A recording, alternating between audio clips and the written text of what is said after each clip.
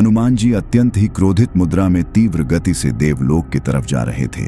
इससे सभी देवता भयभीत होकर इधर उधर छुपने लगे। कोई भी क्रोधित हनुमान जी का सामना नहीं करना चाहता था।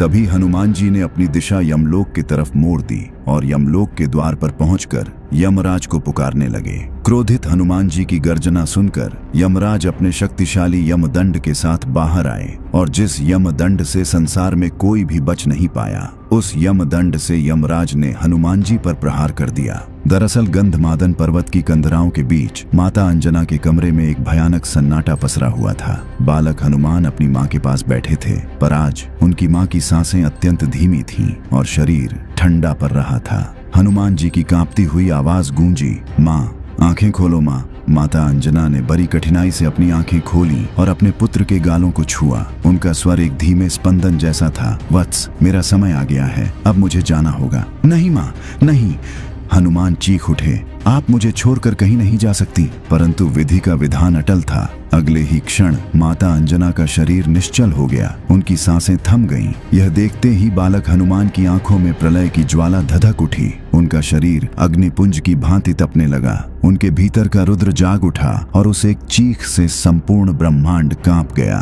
किसने साहस किया मेरी माँ को मुझसे छीनने का? कौन है वो जो मेरी माँ को ले गया? क्रोध और पीड़ा से भरा बालक हनुमान खड़ा हुआ, पर अब वह केवल एक बालक नहीं बल्कि स्वयं महाकाल का रूप ले चुका था। उनकी भुजाएं फरकने लगीं तथा आंखों से विद्युत की कौंध निकलने लगी। उनके शरीर का तेज सहस्त्र सूर्यों को भी फीका कर रहा था। तभी बाल हनुमान जी ने गर्जना करते हुए कहा, यदि मेरी माँ नहीं तो यह सृष्टि क्यों, यह ब्रह्मांड क्यों? कौन है वह मृत्यु का स्वामी? आज या तो मेरी माँ लौटेगी या इस ब्रह्मांड से काल का अंत होगा। और अगले ही पल उन्होंने पृथ्वी से ऐसी छलांग लगाई कि आकाश फट गया। उनकी गति प्रकाश से भी तीव्र थी। उन्होंने बादलों को चीर दिया और देवलोक की ओर बढ़ने लगे। देवता उनके प्रलयंकारी रूप को देखकर भयभीत होकर इधर उधर छिपने लगे। इंद्र का सिंहासन डोल गया, वायुदेव सहम गए। किसी में इतना साहस नहीं था कि वे उस क्रोधित अग्निपुंज का मार्ग रोक सकें। पर हनुमान जी का लक्ष्य देवलोक नहीं था। उन्होंने अपनी दिशा बदली और अंधकार से घिरे यमलोक की ओर मुड़ गए। यमलोक के द्वार पर पहुंचकर उन्होंने ऐसी गर्जना की कि यमपुरी की नींव हिल गई।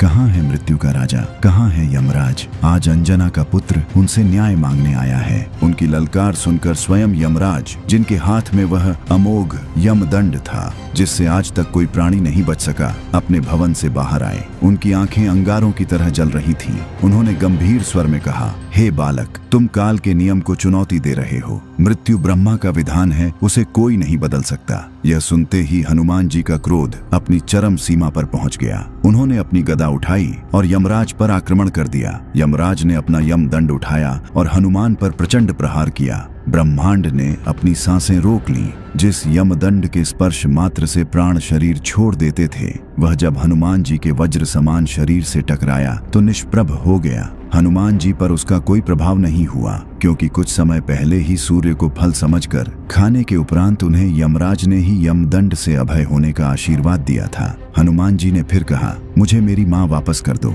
पर यमराज ने जब मना किया तो हनुमान जी ने अपनी गदा से ऐसा प्रहार किया कि यमलोक की धरती कांपने लगी। तीनों लोकों में हाहाकार मच गया। ब्रह्मांड का संतुलन बिगड़ने लगा। यह देख स्वयं परमपिता ब्रह्मा यमलोक में प्रकट हुए और कहा, रुको हनुमान, तुम्हारा क्रोध सृष्टि के नियमों को भंग कर रहा है। इस पर हनुमान जी ने उत्तर दिया, मुझे मेरी माँ चाहिए, मेरी माँ वापस कर दो, मैं चला जाऊंगा। पर ब्रह्मा जी ने कहा, यह सृष्टि के नियम के विरुद्ध है, तुम वापस जाओ। तब हनुमान जी अत्यंत ही दुखी होकर जोर जोर से रोने लगे। उनके रोने की ध्वनि इतनी तीव्र थी कि तीनों लोग कांप उठा।